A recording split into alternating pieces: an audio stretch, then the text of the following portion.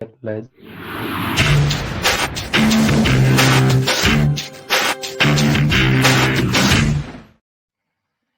Hello, everyone, and welcome to Full-on, your Fulham-centric football podcast. I'm your host, Ash Woolford. Joining me today is my fellow co-host, AJ. How you doing, buddy? All good, all good. Just the two of us today as we look into the Ipswich game coming up over the weekend.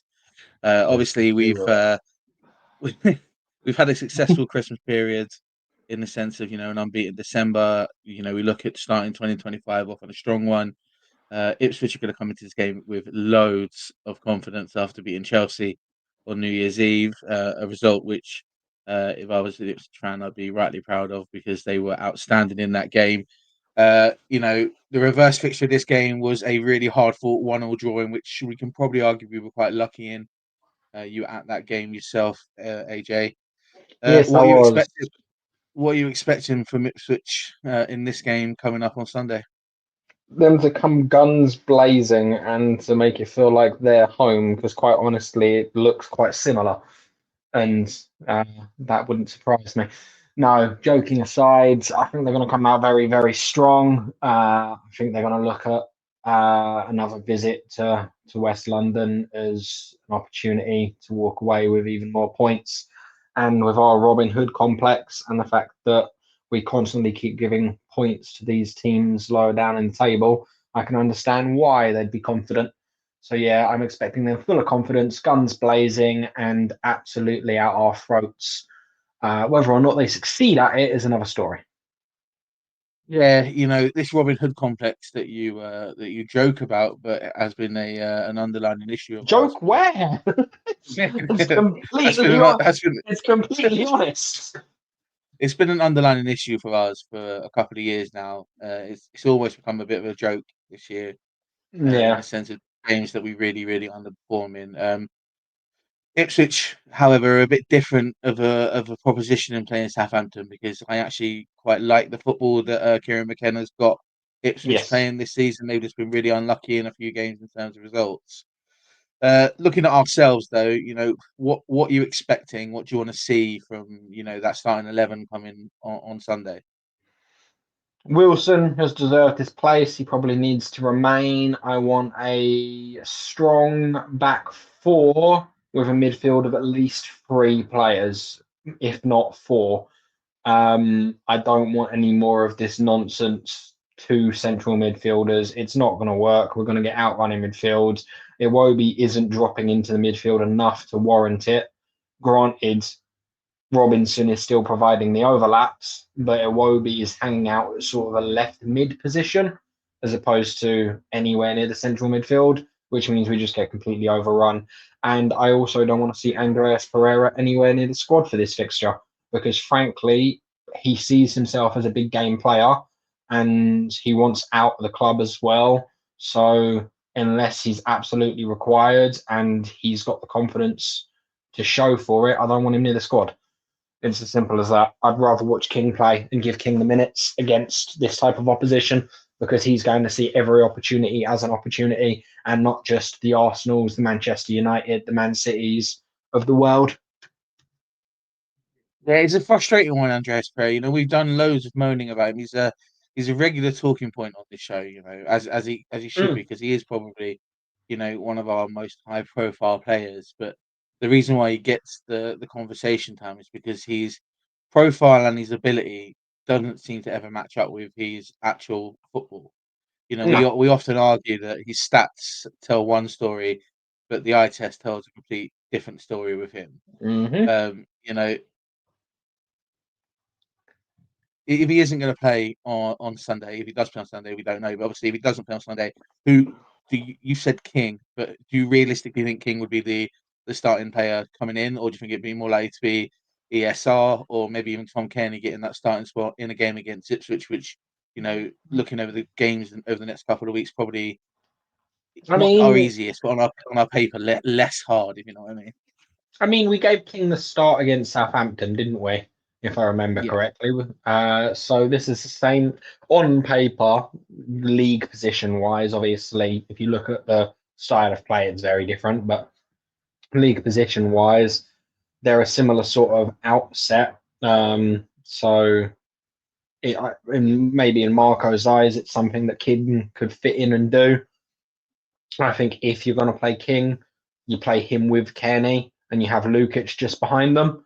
And then you've got Kearney to calm down the midfield, settle things down, manage the tempo of the game, and allow King to be energetic and fun and exciting and do what he wants to do, knowing that if we need to slow things down again, Kearney is there to do it.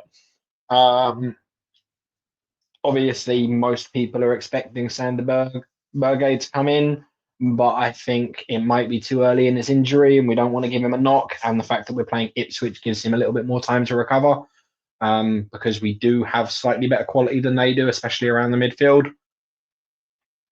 Yeah, I'd like to see King play. Whether or not that happens, I don't know. Whether or not he starts ESR instead, highly likely, because he's coming back from an injury and it's a good opportunity to rebuild some confidence. But personally, I'd like to see King given the minutes. Yeah, I think I agree with you. To be honest with you, I'd love to see King get more time, just because it's about time that we started giving our youth prospects, the time that they probably deserve to develop in Fulham shirts in order to prove themselves valuable to us before uh, they eventually get picked off and stolen by Liverpool. But that is what that is, isn't it? You look at this Fulham team now, and you see that as much as we said in our New Year's episode that we really want the club to step up for this second half of the season and not coast like we did at the end of last season. I still want to see those youth players get in. I want to see King getting more minutes. I want to Yeah, see Marcel Godot getting more minutes. So I'll be yeah, all over that if he does play. But I think for me, it's probably more like if it's a case of Pereira not playing, I think ESR is probably more likely to be the player to come in. He's yeah, just the more high profile player, and I think he just lacks a bit of confidence at the moment. I think we've had 3 or 4 poor performances from ESR before he went out injured. Whether or not he was injured, and it was just an over knock of it. yeah, We need to get his confidence back and then go from there. You were at the game. Talking of Ipswich, you were at the game earlier on yeah. in the season that we finished 1-1. We all came away from that game very impressed with quite a few of the Ipswich team that maybe have gone under the radar of a lot of people that don't watch a lot of lower Yeah, league football, or even keep an eye on the Premier League's bottom half of the table. But yeah. we'll talk about a couple of those players that we really need to keep an eye out on the weekend. For me, you know, one of the players I was most impressed with after the game at Portland Road was Leif Davis. I thought he Yeah. was outstanding. I thought he was outstanding against us. He would And be. I He think would, if Ipswich go down, he would be my ideal choice as a Robinson replacement, assuming that Robinson eventually gets sold, because I think he's the perfect profile to match what we've got in Robinson, and I think he's a very similar talent. yeah, that's exactly what I was going to ask. Actually, I was going to sort of compare the two, because I know Robertson. Obviously, he's 28 now. And we are likely to lose him. Hopefully, not in January. Probably Whether or will not lose him in we the summer. whether or not we lose him or not, it's likely that over the next few years he'll lose his legs, and Mhm. he might not have the footballing brain to then convert to a more defensive style fullback. And we might find that he struggles in transitioning once he loses a lot of his pace as the years go on. I think we're maybe 4 or 5 years away from that with today's modern fitness standards. So we don't have too much to worry about. But if he hangs around and does stay with Fulham, it's something we do have to consider for the future. Yeah. See, my thing with Leif Davis was I thought he was exceptionally good on the attack, as well as we all love Mm, Robinson and how good he is going forward. And he was at if I'm an Ipswich fan, I'm exceptionally happy to have Leif in my team, because I thought he yeah, he has gone under the radar quite a bit. There's an awful lot of people that aren't sort of looking at him as a player, and I thought he was outstanding. Obviously, we're talking about Ipswich players and dangers. There's only really other one other player that we can talk about, and that is Liam Delap, who for me has been, mm, yet again a really underrated striker in the Premier League. He's got an awful lot in terms of assets. yeah, of a striker, and we saw that when he scored against us earlier on in the season. It was a really, really good goal that he scored against us, even though the defending for it was a bit suspect. Is there anybody else on that Ipswich team that you think that we're going to have to really, really pay attention to, or might cause us any sort of concern going into the game? Well, Cameron Burgess is getting minutes now. It'd be interesting to see him in form back at the Cottage. Hutchinson, always very, very. I think we picked him out as one of the key dangers in the reverse fixture. Definitely worth considering. Outside of that, I think we're okay. Schmolitz is still injured, won't be playing, so we don't have to worry about him. Yeah, I'd say the only other one outside of those is the recently in form Hutchinson. Yeah, I really like Omari Hutchinson. I've always liked him. I think he's a very, very good player. Whether or not he is, a top half Premier League player, I don't know yet. But I think he's had a good opportunity now to sort of show some minutes in the Premier League. So we'll see how that goes on. Looking at us, and obviously, Even if he's a go on, bottom half Premier League player, he's still worth keeping an eye on. oh no, 100%, 100%. No, I've always liked. Every time I've seen him play, I've always been really impressed. With his attitude more than anything. He's one of those players that he is one of those players that he can make anything happen. Very direct, very strong, very powerful. Yeah, yeah, and he's a sort of player that you like. Again, you like having on your team if he's there. Looking at us, obviously, and going into the game, we've got to look at our strengths into this game. I think personally, my biggest concern about the game against Bournemouth on last Sunday was obviously that we almost looked like we were a little bit more concerned with Bournemouth strengths than our own, Yep. which when you're playing at home is always a massive concern.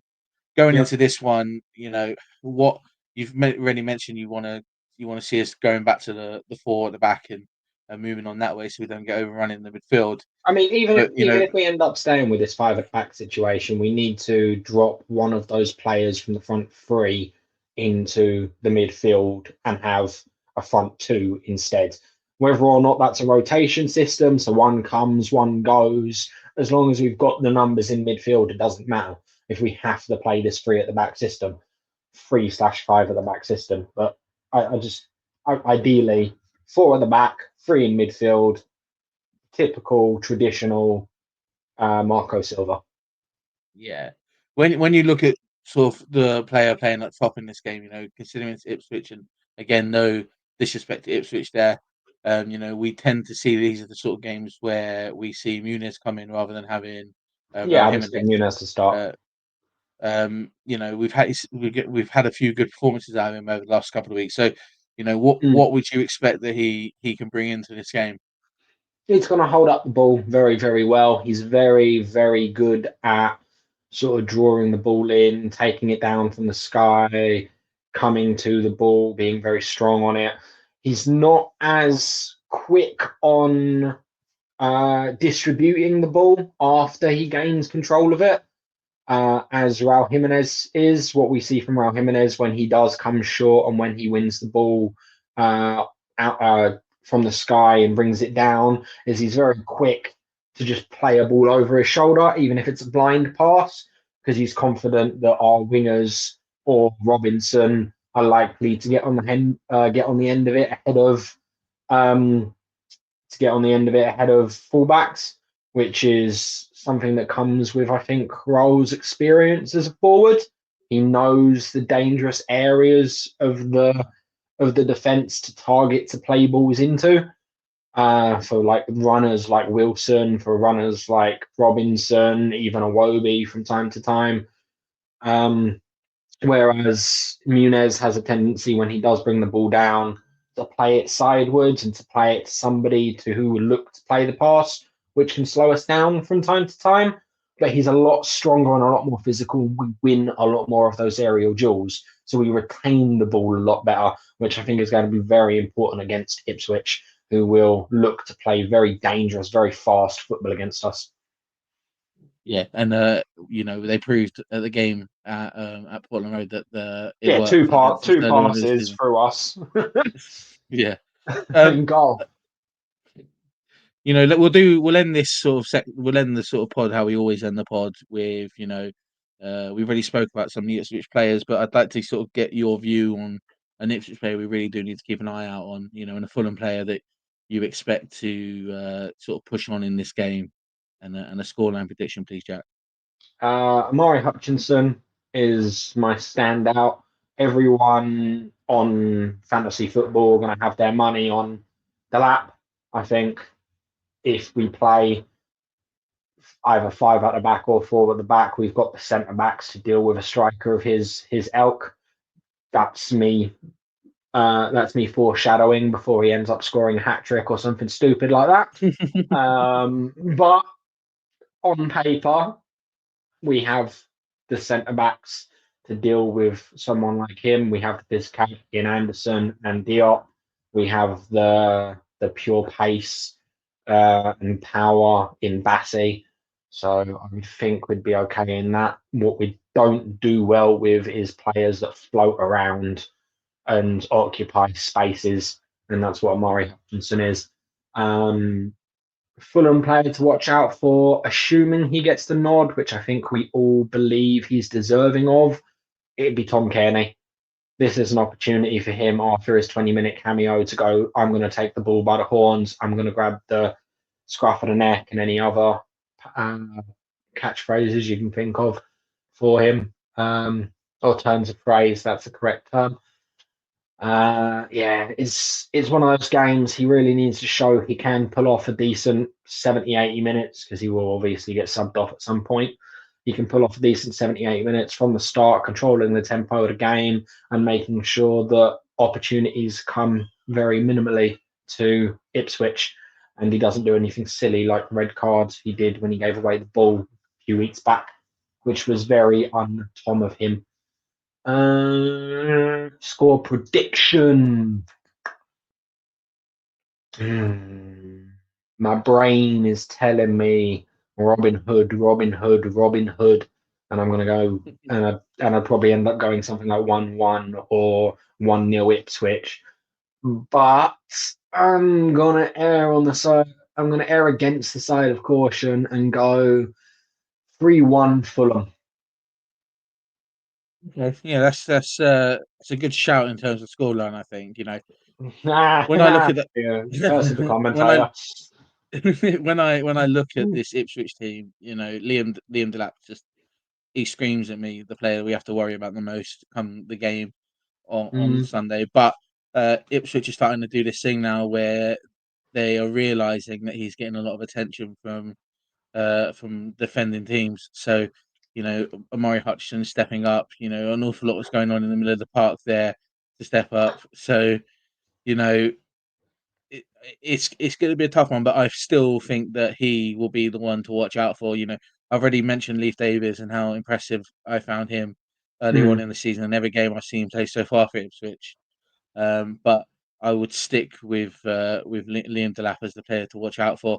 In terms of Fulham, I'm getting bored of saying Alex Iwobi every single time we do one of these things because very fair shout. he's the player that if he plays really really well, we play really really well. He seems to be that player that if he's in one of those moods where his link up play between him, Robinson, and whoever's up front is clicking, then we seem Mm, to really really play really really well. So he's clearly our linchpin at the moment in terms of the way yeah. we play. He And links he links even more if Kearney plays as well. Kearney drifts into that left hand side, and the combinations between him, Awobi, and Robinson can be quite exceptional at times to watch. yeah, it can. But I'm actually going to go a little bit left field, well, right field in this case for this game.